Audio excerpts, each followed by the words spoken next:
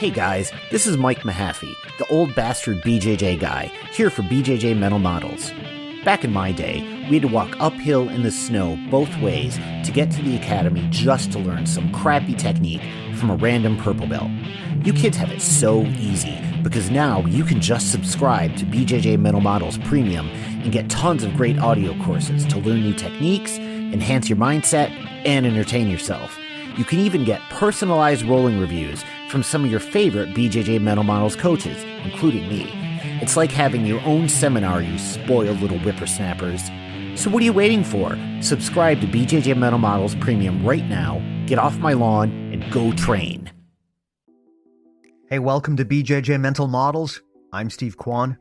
BJJ Mental Models is your guide to a conceptual and intelligent jiu-jitsu approach.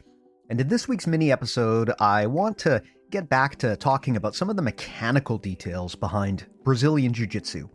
In the past few mini episodes, we've been going down the rabbit hole on strategy, how to build a good strategy, how to build a game plan that works for you, how to make better decisions while sparring. But I'm very keen to the fact that many people always want to be reminded of some of the nuts and bolts mechanics behind the sport. So I'm going to spend the next few weeks talking about some of the main mechanical ideas behind jiu-jitsu that we haven't already discussed in these mini episodes. So today I want to talk about the idea of rotational control in jiu-jitsu. Many coaches will talk about this, the importance of having rotational control. But again, it's often worth unpacking exactly what these things mean, why they're important, and how to actually use these concepts while we're sparring. So rotational control, as the name implies, tells us that in many cases in jiu-jitsu, it serves us well to control our opponent's ability to rotate. Why does this matter? Because your opponent's ability to rotate, to change the angle of their body relative to yours, is one of the most reliable ways for them to escape a lot of bad positions and submissions. Let's run through some examples just so that we're on the same page about this. If you're on bottom side control and you want to get out, you either need to rotate your body a little bit towards me, which is going to let you do things like regard or wrestle up, or you want to rotate your body away, which allows you to turtle or granby. So the ability to rotate matters a lot in a position like that, which is why, as the side control top player, you want to hold the person down and not let them rotate. Similarly, if I'm on your back, my ability to either prevent you from rotating or follow your rotation is what allows me to hold back control. I have to keep that chest to back connection. And in order to do that, I need to either stop your rotation or follow your rotation. And this applies to submissions as well. Many submissions, perhaps most of them, have at least one escape that involves an element of rotating your body. As an example, if I'm armbarring you, the hitchhiker escape is a body rotation. And part of the reason we pinch down on the far shoulder when we're doing an armbar is because we want to deny our opponent that ability to rotate.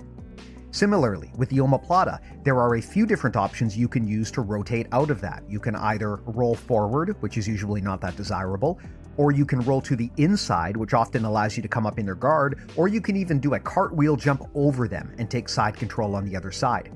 All of these escapes require the person doing the escaping to rotate their body.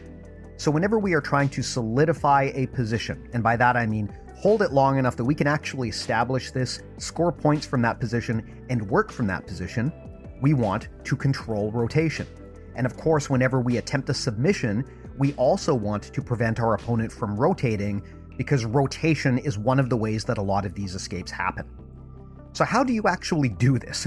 There's two main ways that you can deal with your opponent's rotation when they're trying to rotate their body. One way is that you can prevent the rotation. So an example of this would be if I have side control on you and I don't want you to turn towards me because you'll either regard or wrestle up, and I don't want you to turn away from me because you'll either turtle or granby, I want then to deny your ability to rotate. And I do that by keeping both of your shoulders pinned onto the floor. A lot of different strategies for how I can make that happen, but one of the most common ways is chest-to-chest connection on you. If I can press my body weight down on top of yours, I can make a sandwich out of you between my chest and the floor, and I can make it difficult for you to rotate your body to turn either towards or away from me. And that's going to allow me to hold that position. However, there's other situations where instead of trying to prevent your rotation, my strategy might be to allow you to rotate, but to move with that rotation so that I can capitalize on where you wind up. An example of this would be if I am mounted on you. If you start rotating and trying to turn your body, that's not necessarily a bad thing for me, because if you go perpendicular to the mat, I can go for kimuras and arm bars, or if you go all the way belly down, then I can take your back. And I might want those things to happen. So in those cases, rather than trying to halt your rotation, I might lean into your ability to rotate and follow you to an even better position. Another example where this comes up a lot is with leg locks. A very common defense against many leg locks is to try to roll and rotate your body out of the leg lock. This is a viable escape, but it's often not considered the best way to escape leg locks because a good leg locker will anticipate that you're doing that, and they will roll with you. And in the roll, they'll take advantage of the extra space that may leave to tighten up the leg lock or advance to an even better one. So these are your two options when it comes to how to control your opponent's rotation. You can either halt the rotation, or you can move with the rotation. Now, when would you use one option versus the other? You would halt the rotation if you want to keep them where they are. And a great example of that, again, is if I am sitting on top of you in side control and I want to work from there, I might just hold that position and start hunting for submissions. However, if I want to advance to a better opportunity, that's when I might allow you to rotate. So again, back to that example of side control, if I get the feeling that I can force you to rotate and turn your back to me, but I can then get a chest-to-back connection, I may allow you to rotate, because by allowing you to do that, I open up a better opportunity for myself. So that's how I like to think of this. If I like the position that I'm in and I want to work from there, or if I'm trying to secure a submission and I think I'm close to getting it, then I may try to deny your ability to rotate your body.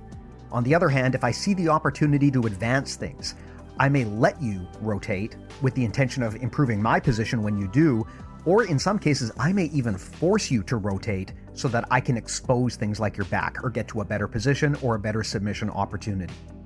Now, on the topic of how to actually control someone's rotation, there's a few pointers that we can bring up. One is if I can get between your elbow-knee space, basically if I can access your torso, it's going to be easier for me to control your rotation. That's because if I can access your torso, I can do things like get my hooks in, I can get a seat belt on you, I can get chest to chest more easily. So I'm always looking for that inside space along your torso. That is going to allow me to control your rotation better.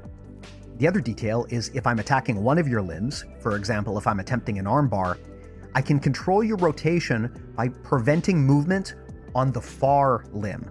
So in this case, if I am doing an arm bar on your near side arm, it is my ability to prevent your far side arm, specifically the shoulder, from moving that allows me to prevent your rotation. That's why when you armbar someone, you want to pinch your heels or cross your ankles under their far shoulder. Doing that stops the rotation, which makes it harder for them to escape the armbar because they can't rotate out of it. So there's an explanation of rotational control, a really important concept for either holding someone in a position or allowing them to move so that you can chase them and secure a better position. Once you start thinking of rotational control and how it applies to all of your favorite positions and submissions, what you'll find is that thinking about this makes it a lot easier to get good outcomes, either by holding the person in place or by advancing to the next thing. I hope that helps. Like I mentioned at the beginning, we're going to be talking about mechanical mental models like this over the next few episodes, but this was a really valuable one that I'm happy to put in front of you. I hope this changes the way that you think about how you play jiu-jitsu. As always, if you want more of this, everything we make lives at bjjmentalmodels.com. Our podcast, both the full-length episodes and the minis like this, are completely free, and of course you can sign up for our awesome newsletter, also completely free. I really recommend you do that. And if you want more of this, if you really want to supercharge your game or achieve your goals, whether they be jiu-jitsu business or professional or competition related or just getting better on the mats, that's what BJJ Mental Models Premium is for. And again, if you want to sign up there, you can find that at bjjmentalmodels.com. Thanks again for listening, and we'll talk to you in the next episode.